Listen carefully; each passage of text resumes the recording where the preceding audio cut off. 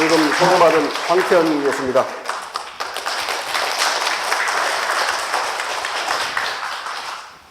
오늘 말씀드릴 내용은 양이 엄청나게 많아서 제가 빠른 속도로 해가겠습니다. 뒤에 저서를 보시면 오늘 해야 될 내용이 11번 대한민국 국호 유래와 민국의 의미에서부터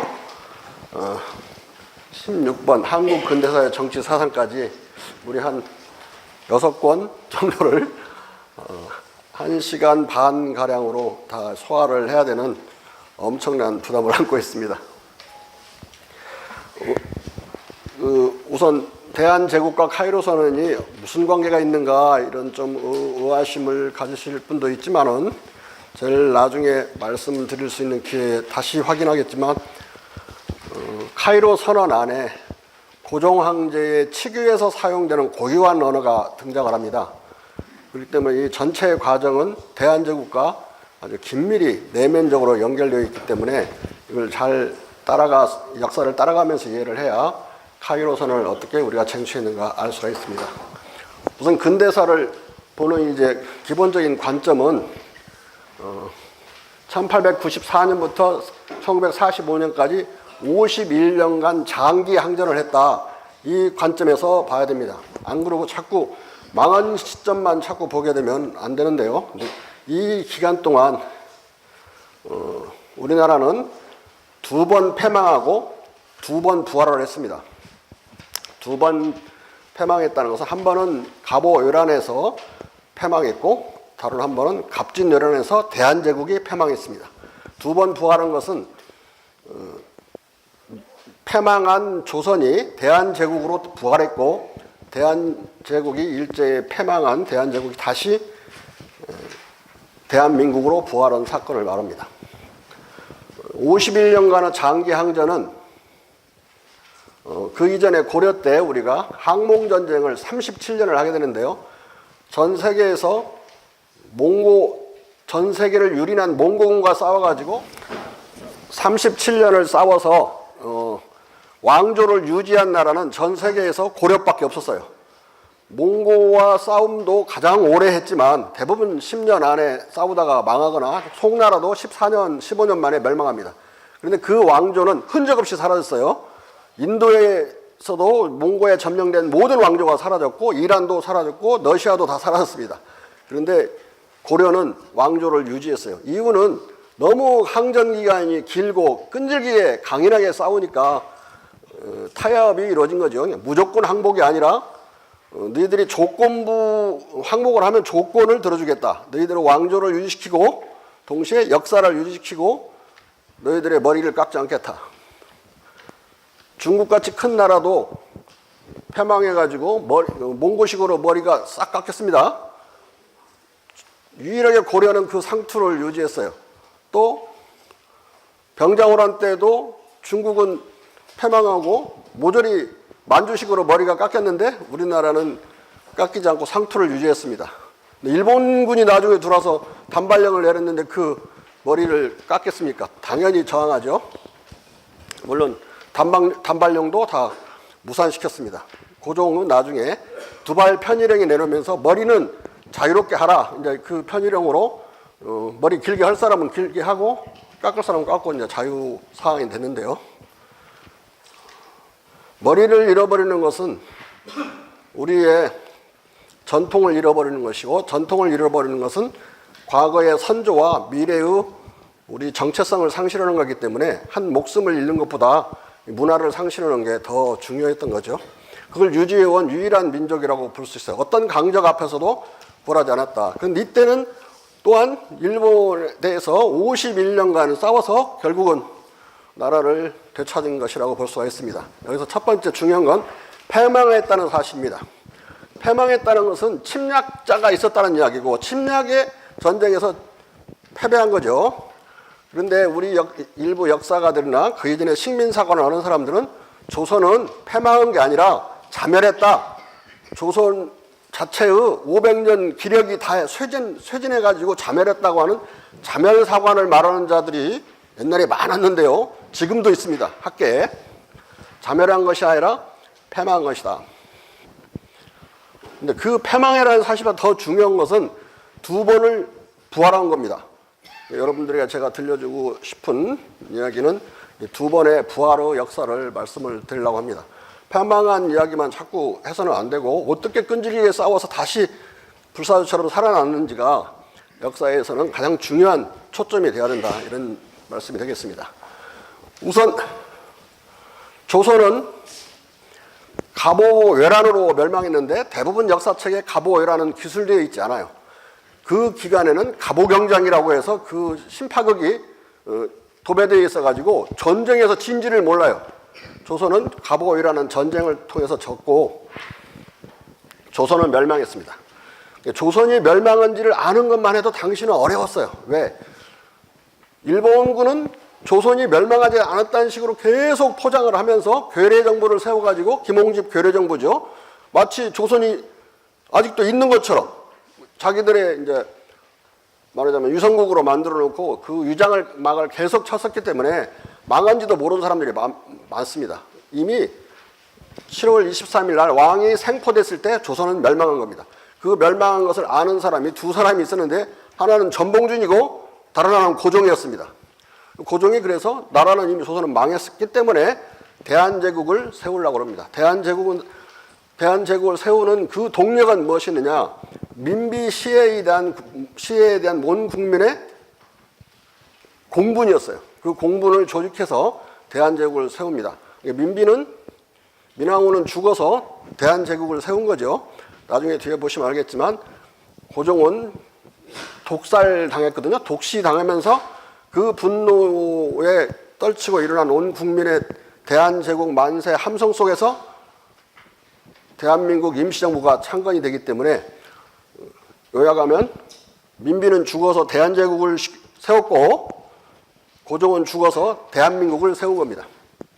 그 사실을 모르게 되면 그 교과서에서 배우는, 저도 그렇게 배우고 뭐 서울대 열심히 외워갖고 이상한 역사를 배우고 들어갔지만은, 이게 그 3.1운동이 고종이 죽어서 일어나는 운동이 아니라 마치 윌슨이 민족 자결주의를 선포하니까 일어난 것처럼 그렇게 역사를 배우는데, 당시 우리 한국 국민들은 민족 자결주의 윌슨이 선언한지도 몰랐어요. 완벽한 보도 관제 속에 들어있었고 나오는 모든 보도는 무엇이었느냐?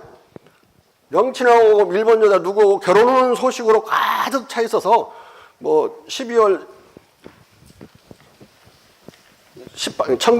12월에 미국 대통령이 그 자기 의회 국회에다가 그런 교서를 낸지를 전혀 알 수가 없는 상황이었습니다. 오로지 단 하나의 사실, 고종이 독살당했다고 하는 그 사실에 대한 공분 속에서 들고 일어났던 것이지 다른 맥락은 없었습니다. 자, 그러면은 결국 두 번의 패망과 두 번의 부활을 이제 말씀을 이제 드리겠는데, 일단 갑진외란에 조선이 멸망하게 되니까 갑진외란이 무엇인지를 좀 알아볼 필요가 있습니다. 대한제국이 건국되게 되는 어떤 앞부분의 컨텍스트라고 볼 수가 있죠.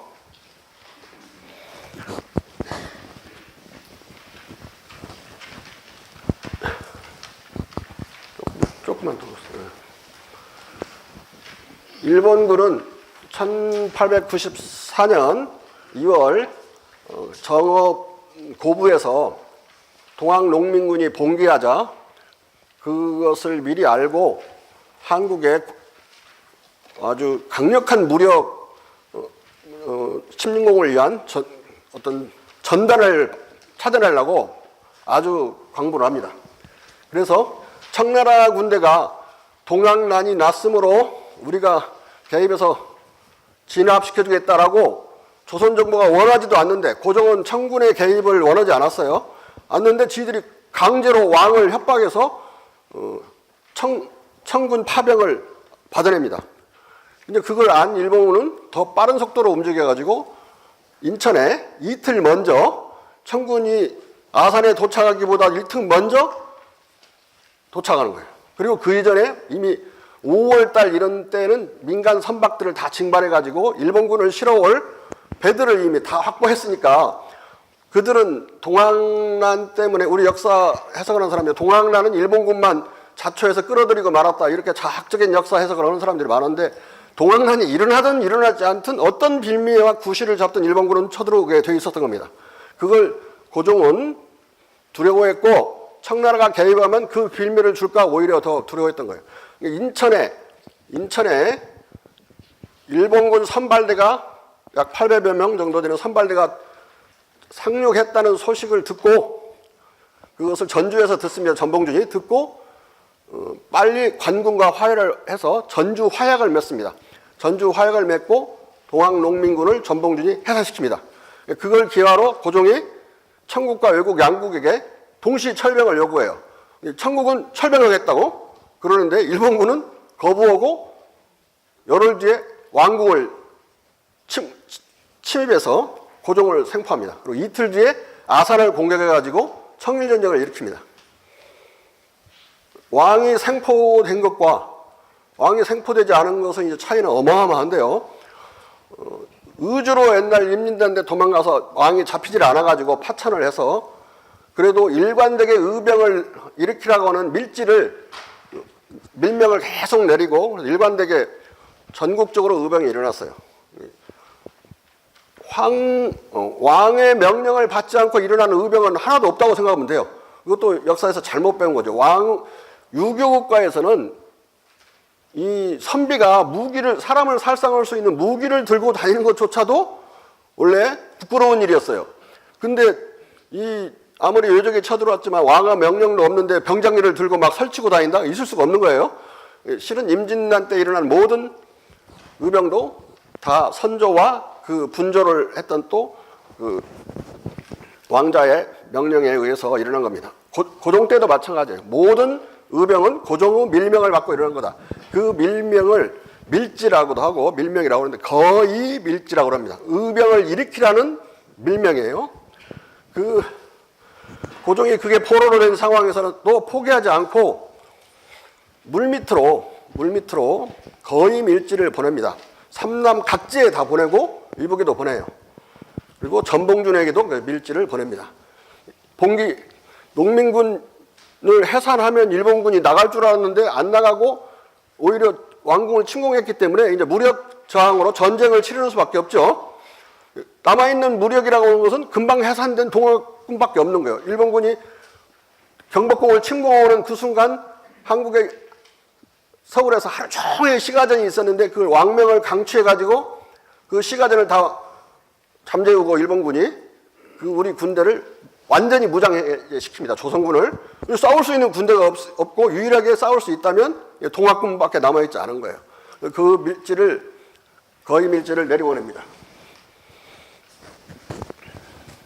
밀지까지.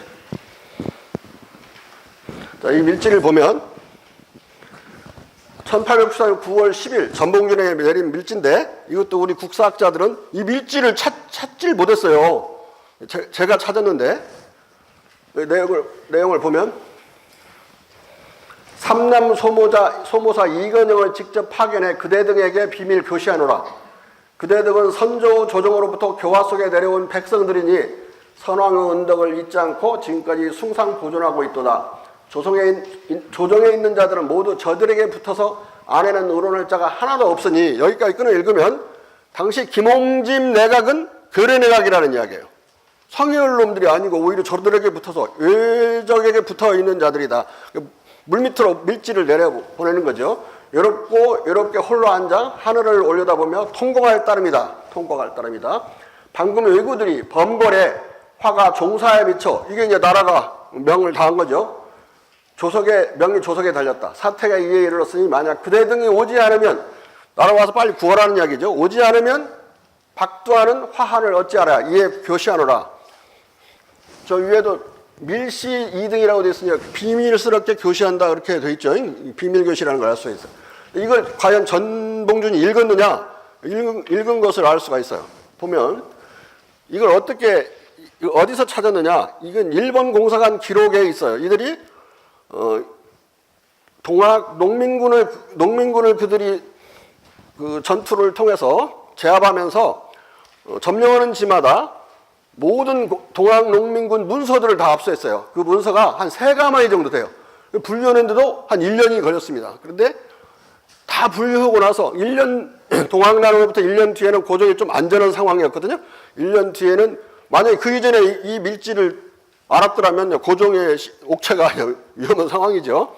그런데 뒤에 알았기 때문에 이제 본국에 타전을 한 거예요. 이렇게 타전 내용으로 그 밀지 자체는 없어졌지만 그 밀지의 내용이 고스란히 비밀 문서로 남아 있는 거죠. 여기에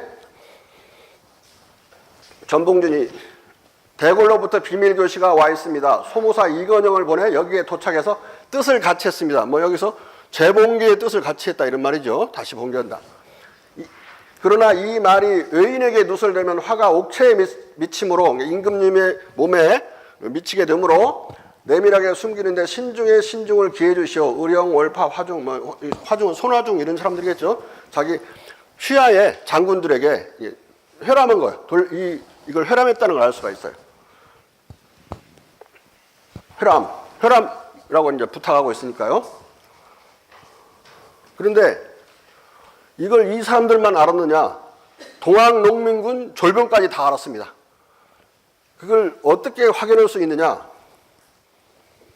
황건의 매천야록을 보면 황건의 매천야록이 아주 고약한 책이에요. 그 남아있는 사료 중에 뭐 거기 있는 게 다 진실인 줄 알고 뭐 믿고 오도고 오는 사람들이 많은데 거기서 저희 사대조 할아버지입니다. 매천이 거기서 이 동학군 이 무리들이 지들이 임금의 군대인 양 하면서 까불고 다닌다고 막 이런 식으로 교시를 받았다는 식으로 까불고 다닌다 그런 말들은 소문을 많이 적어놨어요. 무시하는 거죠. 이건 가짜 밀지 받아놓고 진짜 밀지 받은 거 착각하고 이 무식한 자들이 이러고 다닌다. 그걸 보면 일반 동학군 졸병들도 다 알았다는 이야기예요. 이 밀지를 받았다는 사실을. 그 밀지를 받은 순간 더 이상 동학군은 더 이상 난류가 아니라 난민이 아니라 천졸, 즉 임금의 군대, 국군이 된 겁니다. 정식 군대가 된 거예요. 그 자부심으로 일본군과 싸우기 위해서 다시 들쳐 일어났고 우금치에서 왜군을 만나가지고 장렬하게 전사를 하게 됩니다. 또 이 대목도 어떻게 그 이전에 배우고 또 지금도 시끄럽게 하는 사람들이 그러고 다니냐면 부적을 차면 안 죽으니까 막 그 무식한 자들이 몰려가다가 떼죽음 당했다. 이렇게 해석을 해요. 그게 아니라 왕을 구하겠다고는 일념으로 또 천졸이라는 임금의 군대라는 그 또 자부심으로 하루라도 빨리 경성에 서울에 도착하기 위해서 싸우면서 죽어갔던 겁니다. 단순히 그렇게 무지몽매한 어떤 미신을 믿고 싸운 게 아니고 지금도 군인들이 무슨 뭐 오리발 하나 넣어갖고 다니면 안 죽는다고 그러고 전투 나가면 그러잖아요. 그거 무슨 부적 넣었다고 안 죽겠어요? 죽는지 알겠지만 그래도 혹시라도 도움이 좀 될까 해서 하는 것이지 그것만 믿고 우금치에서 떼죽음 당했다. 이거 그렇게 역사를 해서 안 된다. 임금을 구하려는 일념으로 올라왔던 겁니다. 그때 죽은 동학농민군은 전사자는 결국은 5만 명, 민간을 합치면 약 20만 명 정도가 죽었습니다. 그런데 동학 쪽, 즉 천도교 쪽에서는 30만 명으로 추산하는데 우리 학자들은 이제 20여만 명 정도 죽었다 이렇게 봅니다. 청일전쟁에서 왜군 사망자는 1418명이 전사했고 전사 사망 병사가 나머지 해서 2만 명이 죽었어요. 병사가 엄청나게 병사했는데 일본군 진영에 무슨 알 수 없는 전염병이 돌아가지고 엄청나게 죽었어요. 전사는 1418명 정도밖에 않고 하여간 전쟁에서 죽은 사람이 2만 명, 청군이 3만 명에서 다 합쳐야 5만 명인데 우리는 20만 명이 죽었습니다. 문제는 이 전쟁을 갑오외라이라는 전쟁을 일제는 갑오경장이라는 심파국하고 청일전쟁을 포연으로 가렸습니다. 그렇게 또 히야시 다이스케라는 사람은 조선사 입각에서 이제 조선 총독부가 낸 조선사 편년체 역사도 다 그런 식으로 마치 그때는 전쟁이 없었고 갑오경장이 있었다면 전쟁이 있다면 청일전쟁만 있는 걸로 되어 있고 여러분들도 그렇게 배웠을 겁니다. 그러지 않았고 가장 치열하게 싸우다가 가장 많은 전사자가 나온 게 우리 조선인들이었고 그 조선을 먹으려고 벌어진 전쟁이기 때문에 갑오외란이 역사 기술에서 중심에 있어야 된다. 남이 청일전쟁이 또 곁가지예요. 이 조선을 먹으려고 하니까 청나라가 개입하니까 그걸 띄어내려고 곁가지 전쟁을 한 것이지 중심적인 목적은 조선을 먹기 위한 조선에서의 갑오외란인 겁니다. 갑오년에 벌어지기 때문에. 그리고 이 갑오경장 때 일어난 모든 경장 개혁 내용은 볼 것이 없는 내용으로 보면 정확히 반개혁입니다. 반개혁. 근대로 가는 게 아니라 반대로 거꾸로 가는 그런 개혁들이고,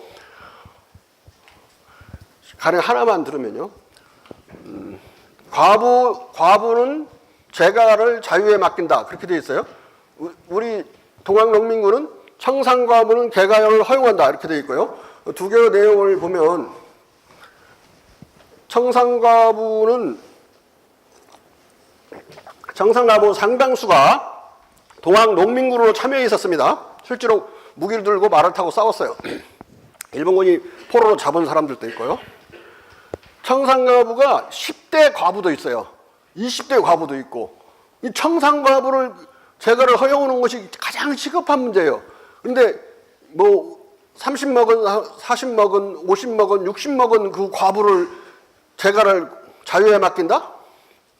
그건 시집 못 가게 하는 거예요. 왜냐하면 딱 앞에 놓고 당신 두 번 시집 가겠습니까? 물어보면 간다고 하는 여자가 어디 있어요? 자유에 맡긴다고 그러면은 보쌈이라도 해가야 가지 절대로 등 밀어서 가는 것이지. 그러니까 결국은 자유라는 개념을 집어넣어가지고 그 뒤부터 1900년까지 고종이 과부를 제가 허용하는 다시 칙령이 내릴 때까지 그 이전에 있었던 보쌈, 뭐 담 넘어가서 보쌈의 혼혼까지 다 정지됩니다. 일체 재가가 오히려 문이 막혀요. 그 이전에 물밑으로 이루어지던 재가도 불가능해지는 거니까 실은 내용을 보면 반개혁이죠. 이런 것을 하면서 개혁이랍시고 하면서 갑오일환이라는 걸 역사에서 지었습니다. 그리고 나중에 우리 고종실록을 쓸 때 범궐 사건 이런 것들을 싹 지워서 일체 사료가 안 남아 있습니다. 실록에 기록이 없어요.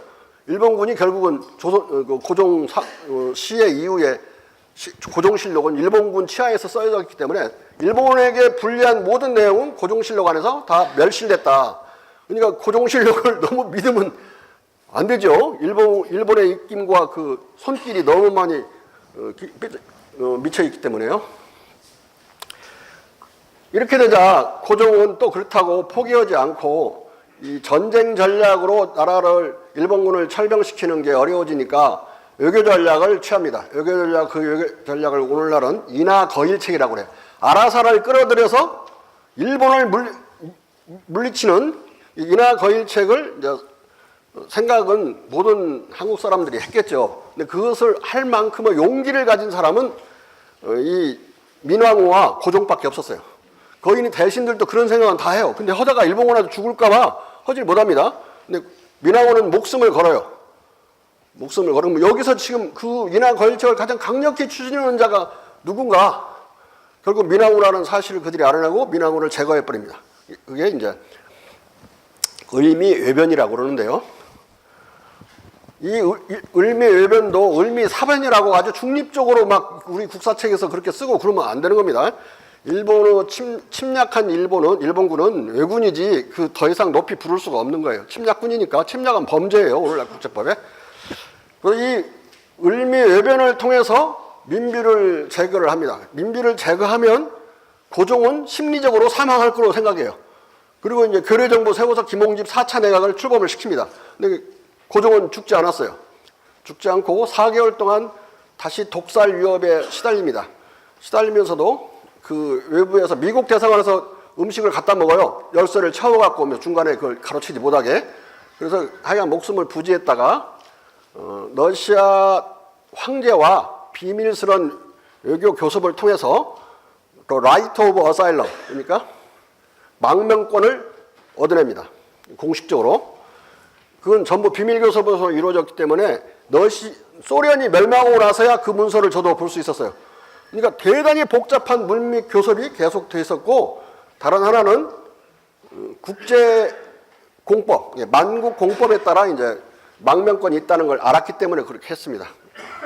그 다음에 그걸 빠져나가려면 경복궁을 마주보고 섰을 때, 광화문을 마주보고 섰을 때 여러분들이 섰을 때 왼쪽으로 돌아 올라오면 효자동 쪽 있죠? 거기에 있는 첫 번째 큰 문이 영추문이에요. 그 반대편은 영춘문이고 영추문으로 빠져나가는데 그 영추문이든 어느 문이든 너무 경비가 삼엄해가지고 1000명 정도의 친일 군대가 있어서 일본 놈들이 길러낸 조선군이죠. 친일 군대가 그걸 지키고 있기 때문에 이걸 어떻게 군사적으로 무력화시키느냐가 중대한 문제였어요. 그 망명권을 얻어내는 것도 중요했지만 그래서 전국에 다시 을미의병을 일으키라는 거의 밀지를 내립니다. 15군데에서 대규모 의병들이 일어나는데 특히 춘천의 의병들이 제일 먼저 일어났기 때문에 춘천으로 약 200~300명의 그 친일애들이 이제 진압으로 내려갑니다. 또 다른 제천 이런 데서 또 일어나니까 또 200~300명이 또 내려가고 500여 명 정도가 비계됐죠. 1000명 중에 500여 명으로 왕궁 전체를 24시간 계속 경비하는 게 좀 어려워지고 게을러지고 피로해지고 군인들이. 그런데 이제 일주일 전 2월 11일 날 7시에 새벽에 빠져나왔으니까 그 경복궁을 빠져나올 그걸 대비해서 일주일 전부터는 영추문 쪽으로 끊임없이 그러니까 시녀들이 탄 교자들을 계속 내보냅니다. 그리고 계속 시위가 붙어서 싸움을 해요. 계속. 나중에는 이제 일주일 전에 어떤 합의를 보냐면 여성 교자는 검문하지 않는다. 그 합의를 얻어냅니다. 그래서 당일날 새벽 7시에 여성 교자를 각각 왕세자와 고종이 각각 나눠 타고 앞에 4시가 그 시녀가 타고 뒤에 고종이 탑니다. 두 사람이 타고 다니는 거 그때는 일반적이었어요. 그러니까 일단 문 열어보면 이제 여성만 보이죠. 시녀만. 그런데 검문이 없었어요. 그래서 무사히 빠져나와서 영추문에서 직진을 효자동 쪽으로 해가지고 다시 아래로 직각으로 꺾어서 내려오면 어디로 내려오느냐? 지금 현재 지방경찰청 앞으로 내려옵니다. 그리고 거기에 이제 경흥의 아침이니 그런 그 길로 내려오면 더 내려오면 이제 지금 옛날 MBC 지금은 경향신문 쪽으로 내려오면 이제 아간에 도달하죠. 아간에는 이제 기다리고 있다가 바로 문을 열어서 고종이 들어가게 됩니다. 오자마자 교시를 내리는데 김홍집 내각을 붕괴시키는 교시를 내립니다. 김홍집과 기타 정아무개니 뭐니 6.1중이 다 체포해 오라고 그래요. 근데 이 백성들, 서울 백성들의 분노가 얼마나 하늘을 찌르고 있었는지 알 수 있는 사건이 순사가 데리고 오는데 우리 시민들이 뺏어가지고 김홍집을 거기 자리에서 때려 죽여버립니다. 그 다음에 또 정병아도 때려 죽여요. 농수산부 당시 장관인데. 그 다음에 6.1주는 이게 교활한 자가 일본군이 경복궁 앞에 약 2개대가 주둔해 있었거든요. 그 군문으로 도망가가지고 이제 살아요. 나머지는 이제 각각 뿔뿔이 흩어져서 도망가다가 우리 민중들에게 맞아 죽고 뭐 이렇게 되는데요. 아무튼 그 자리에서 때려 죽일 만큼 그 백성들의 분노를 우리가 느낄 수 있죠. 이 역사는 백성들의 마음, 즉 민심이 어떻게 움직이는가를 기록을 해야 되고 그 입장에서 사료를 해석해야 됩니다. 내가 학교 다닐 때 무슨 그 김홍집을 기념하는 박정희 시대인데 기념하는 그 유표가 나왔어요. 네? 그게 무슨 개혁가들이라고. 그리고 완전 친일 괴뢰들인데 결국 백성의 마음은 때려 죽이고 싶은 자지 그렇게 기념할 자가 아니라는 걸 알 수 있죠. 아무튼 그 아간망명에 성공해서 그 내각을 무너뜨렸는데 제가 아간망명이라고 부르는 이유는 당시 국제법은 이게 불평등 조약을 인정했고 우리나라 땅이지만 외국 땅으로 치외법권이라는 개념을 인정했어요. 그러니까 우리나라 안에 있는 남의 땅으로 망명을 한 거죠. 망명이라고 그러는 거고 그 당시의 기록과 외국 서양 기록들은 모조리 Finding the Right of Asylum 또는 Getting the Asylum 망명을 했다 또는 Royal Asylum 왕이 망명하셨다 이렇게 표현을 했습니다. 그리고 러시아 문서는 뭐라고 되어 있느냐 혁명을 했다고 했어요. 혁명 아예 내각을 무너뜨렸으니까 그렇게 해서요. 그리고 우리 실록이나 이런 기록에는 왕이 이동하셨다는 거, 이역하셨다, 이필주어했다 이렇게 표현하고 있습니다. 아간 파천이나 아간 노간 파천이란 말은 일체 없어요. 누가 그걸 그렇게 기술했느냐? 첫날 이미 한성신보라고는 일본 신문이 아간 파천이라고 보도합니다. 나머지 일본의 모든 공사한 기록도 아간 파천이라고 되어 있어요. 그 다음에 친일파들이 글을 쓸 때는 모조리 아간 파천 아니면 노간 파천이라고 되어 있습니다. 근데 우리 역사책이 그 친일파들이나 일본 사람들이 기록한 식으로 왕이 도성을 버리고 지방으로 내뺐다고 하는 그런 뜻으로 그 파천이란 말을 쓰면 되겠습니까? 그리고 당시 고종 스스로 제가 망명이라고 해석하는 게 아니라 저만 고종도 첫날 그 교시에 뭐라고 되어 있냐면 이러이러한 사정이 있어서 왕세자를 데리고 아관으로 국제 관례에 따라 이어했다 이렇게 발표를 했어요. 국제 관례라는 건 만국 공법에 따랐다는 이야기이기 때문에 정확히 그 행동 주체도 알고 있었던 거예요. 행동 주체를 해석하는 역사가만 알고 있는 게 아니라 기록도 다 그렇게 되어 있기 때문에 아간망명이라는 말이 가장 적확한 말이다. 상해로 우리 망명해서 우리가 임시정부를 세웠죠. 그건 대단히 잘한 사건이라고 생각하면서 아간으로 망명한 것은 망명이라는 뜻으로 부르지도 않았기 때문에 지금까지 어떻게 일국의 왕이 남의 나라 공간에 처마 밑에 가서 숨었냐 이런 식으로 비아냥거리는 식으로 일본 사람들이 책을 그렇게 써놨어요. 그러니까 우리나라 사람들 따라서 스스로 비하하는 역사를 자꾸 기술해 왔습니다. 그런 게 아니고 금방 말씀드린 것처럼 대단히 복잡한 외교 절차와 대단히 입체적인 의병 작전을 통해서 왕궁을 빠져나와서 그 다른 나라 우리 안에 들어있는 다른 나라에 망명을 했던 겁니다. 자, 망명한 다음에는 목표는 단일 하나 항일이죠. 우리가 상해로 망명했을 때도 그렇지만 상해 망명은 해외 망명이고 이건 국내 망명입니다. 국내 망명은 상해로 망명 정부를 세우는 어떤 전례적인 사건이라고 볼 수 있어요. 그리고 고종은 그 이후에도 수없이 망명을 기도합니다. 대한제국을 세워서 어려워졌을 때도 망명을 수차 기록하고 그걸 러시아 문서들이 공개되면서 러시아와 망명을 여러 차례 상의한 걸 알 수가 있어요. 그때는 해외 망명을 하려고 한 거죠. 아니 러시아 공군도 이토록워졌으니까. 그다음에 결국 고종이 나중에 시해되는 것도 중국으로 망명을 결정해서 실제로 시행에 들어가기 때문에 이제 시행하게 됩니다. 자, 아무튼 이 아간 망명을 통해서 전국이 완전히 뒤집혀가지고 러시아의 발언권이 유리한 그런 국면으로 바뀌면서 일본군은 군대를 철수하지 않을 수 없었고 약 120명 정도의 헌병만 남기고 공식적으로는요 그렇게 남기고 철병을 하게 됩니다. 그러니까 일단 자유로워진 공간이 되면서 너일의 세력 균형 속에서 그 자유 공간이 생기면서 그때 처음으로 국장을 치르고 명성황후 국장을 치르고 그 분노의 함성을 활용해서 대한제국을 선포합니다. 그러기 위해서 5개월 이상 칭제 요청 상소 운동이라는 것을 벌여요. 빨리 왕이 황제로 칭해야 된다는 칭제 요청 상소 운동을 통해서 대한제국이 선포가 됩니다. 작은 나라가 무슨 제국이냐 이렇게 비아냥거리는 사람들도 있는데요. 그것은 제국이라는 뜻이 꼭 큰 나라만 쓰는 것이 아닌데 그렇게 말을 하는 거라고 보면 되고요. 제국이라고 하는 이유는 안보상의 중대한 이유가 있었던 거예요.